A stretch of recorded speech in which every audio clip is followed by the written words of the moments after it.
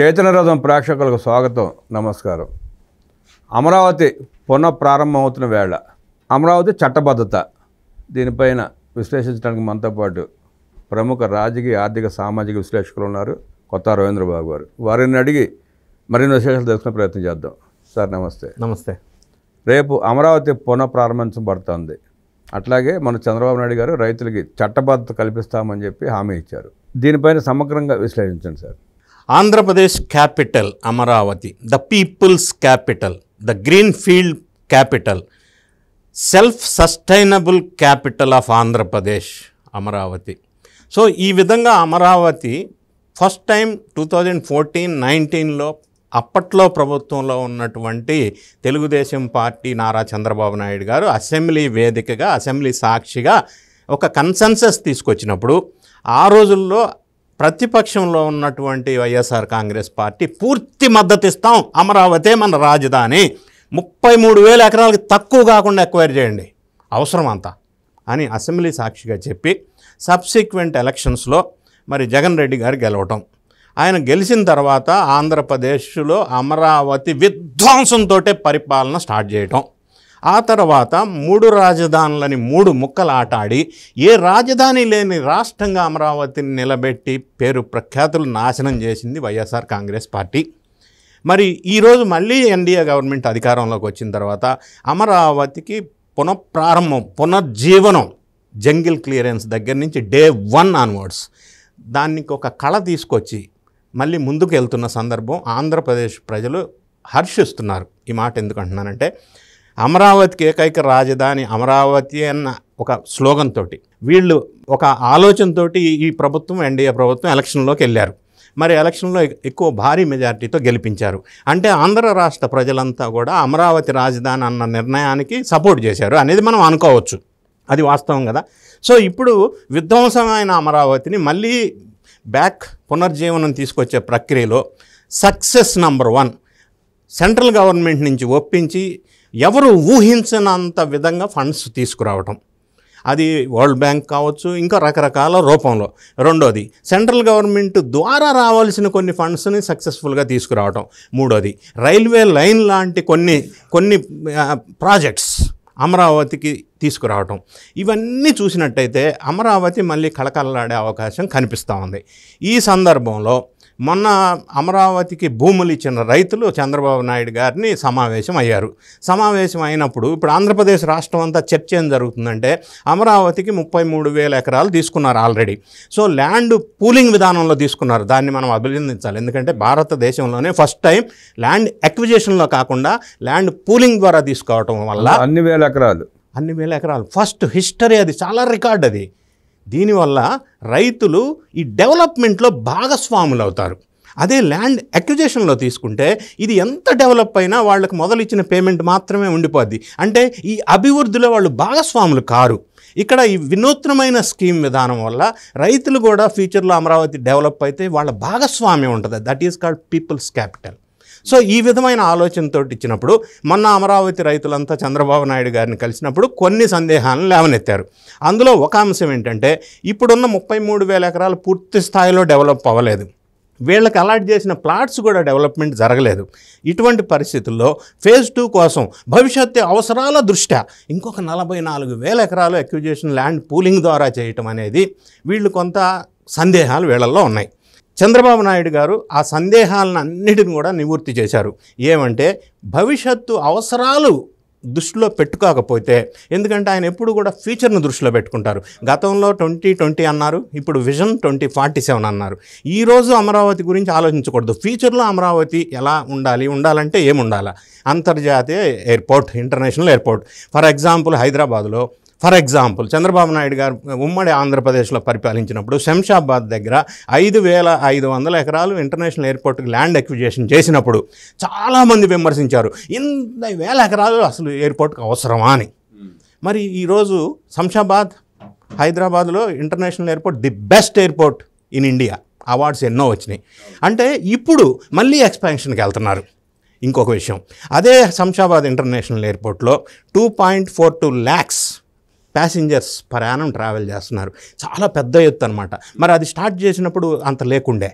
అంటే ఫ్యూచర్ని దృష్టిలో పెట్టుకొని అమరావతి భవిష్యత్తులో బాగా డెవలప్ అవ్వాలంటే ఇంటర్నేషనల్ ఎయిర్పోర్ట్ ఉండాలి. ఎందుకంటే పెట్టుబడులు రావాలంటే, ఇన్వెస్ట్మెంట్స్, ఇండస్ట్రీస్ రావాలంటే ఇంటర్నేషనల్ స్థాయి ఎయిర్పోర్టు, తర్వాత స్పోర్ట్స్ సిటీ, తర్వాత స్పోర్ట్స్ స్టేడియం కాంప్లెక్స్, ఇవన్నీ రావాలి అంటే పెద్ద ఎత్తున ల్యాండ్ అవసరం. ఎందుకు 44,000 ఎకరాలు ఎందుకంటే ఇది ల్యాండ్ పూలింగ్ విధానం కాబట్టి రైతులకు మళ్ళీ ప్లాట్ల రూపంలో ఇవ్వవలసి వస్తుంది, 40% వెళ్ళిపోతుంది. కాబట్టి ఇంత పెద్ద ఎత్తున ల్యాండ్ అవసరం పడుతుంది. ఈ విధంగా కన్విన్స్ చేసినప్పుడు రైతులందరూ కూడా సమావేశానికి వచ్చిన వాళ్ళు వాళ్ళ సంతృప్తిని వ్యక్తం చేశారు. 44,000 ఎకరాలు ఎక్విజేషన్ ఫేజ్ 2లో. ఇది సంతోషకరమైన మాట అని ఎందుకు అంటున్నానంటే, సెంట్రల్ గవర్నమెంట్ రైల్వే ప్రాజెక్ట్ అమరావతికి కొత్తగా శాంక్షన్ చేసింది. యాక్చువల్గా రూల్ ప్రకారం, సిస్టమ్ ప్రకారం, ప్రొసీజర్ ప్రకారం, ఎగ్జిస్టింగ్ ప్రాక్టీస్ ప్రకారం ల్యాండ్ పూలింగ్లో రైల్వే లైన్కి తీసుకోరు ఎవరు, ఎక్కడ ఏ స్టేట్ కూడా. Land acquisition and rehabilitation act 2013 ప్రకారం తీసుకుంటారు.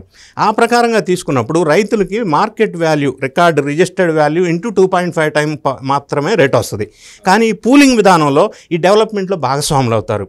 ఇది వాళ్ళకి నచ్చింది కాబట్టి ఈ రైల్వే లైన్కి కావాల్సిన భూమిని కూడా పూలింగ్ ద్వారా తీసుకోండి అని రిక్వెస్ట్ చేస్తున్నారు. అది ఒక positive mood of the people in Amaravati area develop అయిందని మనం అనుకోవచ్చు. సో ఫ్యూచర్గా 44,000 ఎకరాలు రైతులు సంతృప్తి వ్యక్తం చేశారు. రెండో అంశం, రైతులు ఇంకొక అంశం వ్యక్తం చేసింది ఏంటంటే, రైతులు ప్లాట్లు ఏదైతే ఇచ్చారో దానికి లోన్లు రావట్లేదు, దాన్ని చూడండి అని చెప్పారు. జెన్యూన్ రీజన్, మంచి బాధే కదా వాళ్ళది. సో చంద్రబాబు నాయుడు గారు అష్యూరెన్స్ ఇచ్చారు దాన్ని క్లియర్ చేస్తా అని. మూడో అంశం ప్రధానంగా మనం ఆలోచించినట్టయితే, అమరావతిని పార్లమెంట్లో చట్టం తీసుకొచ్చి చట్టబద్ధత కల్పించండి అని అడిగారు. నిజంగా చాలా గొప్ప మాట ఇది. ఎందుకంటే ఇక్కడ ఇంకొక అంశం ఉంది. భారతదేశంలో కొత్త రాష్ట్రాలు ఏర్పడటం అనేది ఈ తెలంగాణ, ఆంధ్రప్రదేశ్ కాదు. ఇంతకుముందు చాలా కొత్త రాష్ట్రాలు ఏర్పడ్డాయి. అది ఛత్తీస్గఢ్ కానీ, ఉత్తరాంచల్ కానీ, చాలా కొత్త రాష్ట్రాలు ఏర్పడినప్పుడు ఆయా రాష్ట్రాల్లో అప్పట్లో రాజధాని ఇది అని చట్టం చేసిన సందర్భం లేదు. ఎందుకు లేదు అంటే, విభజన ఏర్పడే టయానికే వాళ్ళ రాజధాని రాయ్పూర్ అని ఫిక్స్ చేశారు. ఈ తెలంగాణ, ఆంధ్రప్రదేశ్ అప్పుడు విభజించే టైం అప్పుడు రాజధాని ఏదనేది క్లారిటీ లేదు. సబ్సిక్వెంట్గా గవర్నమెంట్ ఫామ్ అయినాక వాళ్ళు ఒక నిర్ణయం తీసుకోవాలి. రాజధాని ఎక్కడ అనేది స్టేట్ గవర్నమెంట్ పరిధిలో తీసుకోవాల్సిన నిర్ణయం. ఇదే విషయం మనకి సుప్రీంకోర్టులో కూడా సెంట్రల్ గవర్నమెంట్ వాళ్ళు అఫిడవిట్ ద్వారా తెలియజేశారు. కాబట్టి ఈ చంద్రబాబు నాయుడు గారి నేతృత్వంలో అమరావతి రాజధాని అని నిర్ణయం తీసుకున్నారు. ఇప్పుడు ఈ రాజధాని చట్టబద్ధత చేయవలసి వస్తే దాంట్లో ఏంది ఉన్నది పాజిటివ్స్, నెగిటివ్స్ అని ఒకసారి ఆలోచిస్తే, ఆర్టికల్ 3 ప్రకారం కొత్త రాష్ట్రాలు ఫామ్ చేయొచ్చు. ఆ ప్రకారంగా ఏర్పడిందే తెలంగాణ, ఆంధ్రప్రదేశ్.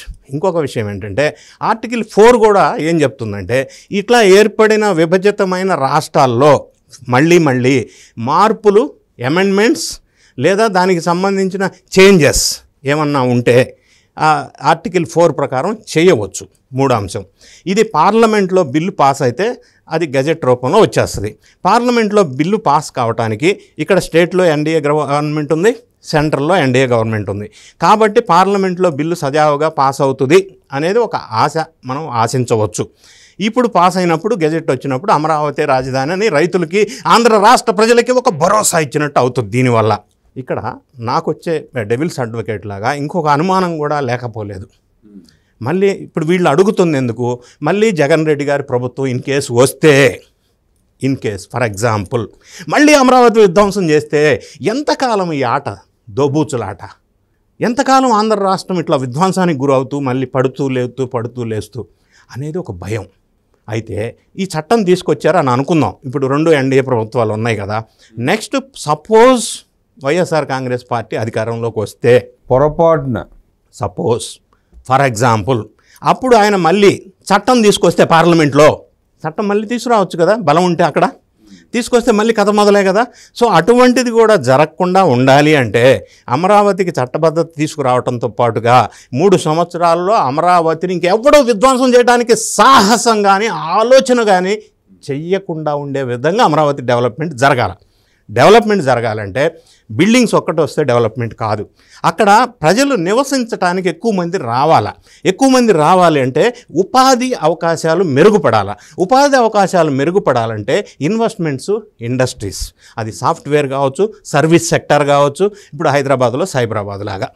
ఇటువంటి ఆలోచనతో ఈ 3 సంవత్సరాల్లో అమరావతి డెవలప్ అయితే ప్రజలు ఎక్కువ సంఖ్యలో అక్కడ నివసిస్తే ట్యాక్స్ రూపంలో సెల్ఫ్ సస్టైనబుల్ రాజధాని వస్తుంది. వచ్చినప్పుడు అమరావతి డెవలప్మెంట్ ఫుల్ ఫ్లెడ్జ్డ్గా అవుతుంది. ఆ విధమైన ఆలోచనతో ఎన్డీఏ ప్రభుత్వం ముందుకెళ్తా ఉంది. అటువంటి విషయంలో మనం అభినందించాలా. ఫేజ్ 2 అక్విజిషన్ కావచ్చు, ఈ చట్టబద్ధత అనే అంశం కూడా మనం ఖచ్చితంగా అభినందించవాలా.